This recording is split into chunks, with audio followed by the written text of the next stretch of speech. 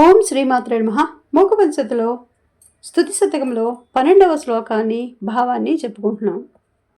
జాతా శీతల శైలతా సుకృతినా దృశ్యా పరం దేహినా లోకానాం క్షణమాత్ర సంస్మరణతా సంస్థా విచ్ఛేదిని ఆశ్చర్యం బహుకేలనం వితనుతే నైశ్చల్యమా బిభ్రతి కంపాయాస్తటసీంని కాపితటని కారుణ్యపాదోమయీ.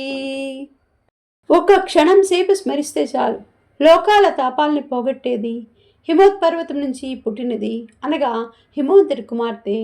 కానీ పుణ్యాతులకు మాత్రమే కనిపించేది, నిశ్చలంగా ఉంటూనే ఆటలు ఆడేది అయిన ఒకానొక నది కామాక్షిదేవి దయాజలాన్ని కలిగి కంపా నదీ తీరంలో ఉండి ఆశ్చర్యాన్ని కలిగిస్తోంది.